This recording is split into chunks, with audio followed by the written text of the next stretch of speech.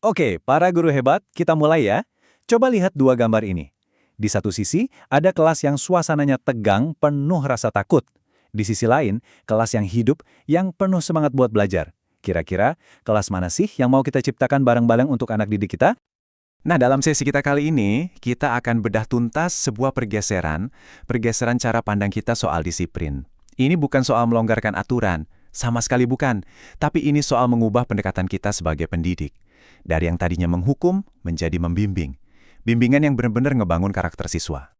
Coba deh, kita jujur sama diri sendiri. Selama ini, kalau kita dengar kata disiplin di sekolah, apa yang langsung muncul di kepala? Sesuatu yang berhubungan dengan kontrol atau justru pertumbuhan? Ya kan?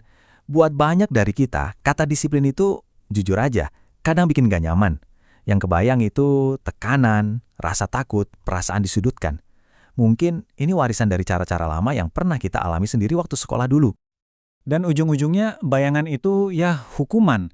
Entah itu hukuman fisik atau yang lebih parah, mempermalukan siswa di depan teman-temannya.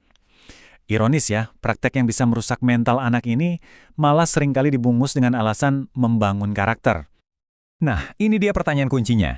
Apa cara-cara kayak gitu beneran berhasil? Apa sih yang sebetulnya kita ajarkan ke siswa kalau alat utama yang kita pakai adalah rasa takut?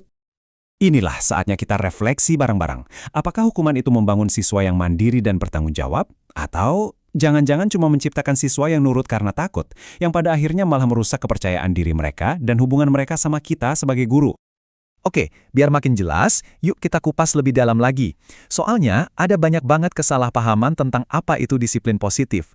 Sekarang, waktunya kita bongkar beberapa mitos yang paling sering kita dengar. Coba perhatikan perbandingan ini. Disiplin positif itu bukan berarti membiarkan anak bebas berbuat sesukanya. Itu mitos. Justru, sikap permisif seperti itu malah bikin anak bingung dan frustrasi. Sebaliknya, disiplin positif itu adalah soal membimbing dan membangun bareng-bareng. Ini tentang solusi jangka panjang, bukan reaksi sesaat. Ini tentang komunikasi yang jelas, dan yang paling penting, membangun hubungan yang didasari rasa saling menghormati. Terus apa sih dasarnya? Apa yang bikin pendekatan ini begitu kuat dan beda banget dari yang biasa kita lihat? Yuk kita lihat fondasinya. Intinya tuh gini, disiplin positif bukan sekumpulan trik manajemen kelas. Bukan sama sekali. Pendekatan ini akarnya dalam banget, yaitu penghormatan terhadap hak anak. Tujuannya adalah memastikan lingkungan belajar yang aman, di mana siswa terlindungi dari segala bentuk kekerasan dan pendapat mereka pun dihargai. Nah, kalimat ini ngegambarin perubahannya dengan sempurna. Kita nggak lagi cuma nuntut kepatuhan buta dari siswa. Tujuan kita geser menjadi seorang pembimbing. Pembimbing yang membantu mereka paham konsekuensi dari tindakan mereka, membantu mereka membuat pilihan yang lebih baik, dan pada akhirnya menumbuhkan disiplin dari dalam diri mereka sendiri. Oke, kita udah paham kenapanya. Sekarang kita masuk ke bagian gimananya. Ada 4 pilar utama nih yang jadi pegangan kita buat menerapkan disiplin positif di kelas. Keempat pilar ini adalah panduan praktis kita. Pertama, kehangatan. Siswa itu harus merasa aman dulu, baik secara emosional maupun fisik, baru mereka bisa belajar. Kedua, struktur. Kita kasih panduan dan batasan yang jelas, jadi siswa tahu apa yang kita harapkan dari mereka. Ketiga, memahami perkembangan anak. Jelas dong, cara kita merespon siswa SMA pasti beda dengan siswa SD. Semuanya harus sesuai usianya. Dan yang paling penting, keempat, tujuan jangka panjang. Selalu ingat, setiap interaksi kita dengan siswa itu adalah investasi. Investasi untuk membentuk karakter dan keterampilan hidup mereka di masa depan. Bukan cuma buat menghentikan perilaku buruk saat ini aja. Biar makin kebayang bedanya, kita coba pakai analogi sederhana ya. Coba bayangkan bapak atau ibu guru adalah seorang karyawan di kantor. Lagi kebelet banget mau ke kamar mandi, jadi Anda minta izin ke atasan. Terus bayangin atasan Anda jawabnya kayak gitu. Datar, dingin, gak peduli sama sekali sama kebutuhan Anda yang mendesak. Gimana rasanya? Pasti kesel kan? Merasa gak dihargai, frustrasi. Kira-kira setelah itu, bisa nggak Anda balik kerja dengan fokus dan produktif? Kayaknya sih nggak bisa.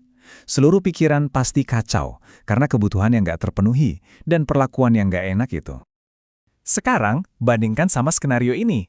Atasan yang berbeda ngasih jawaban yang penuh kepercayaan dan rasa hormat. Dia justru memberdayakan Anda untuk mengatur kebutuhan Anda sendiri.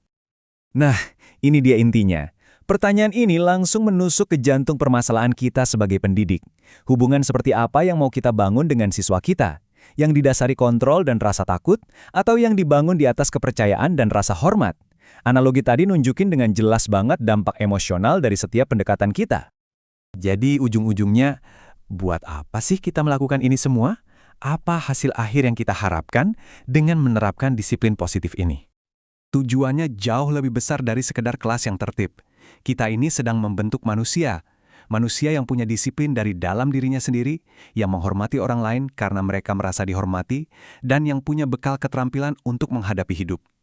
Dan yang terpenting, kita mau menumbuhkan cinta belajar yang akan mereka bawa seumur hidupnya. Pada dasarnya, peran kita sebagai pendidik ini mendukung setiap siswa untuk bertumbuh dan belajar. Bukan menghakimi mereka karena kesalahan, tapi membimbing mereka untuk jadi versi terbaik dari diri mereka sendiri. Perubahan besar itu nggak terjadi dalam satu malam.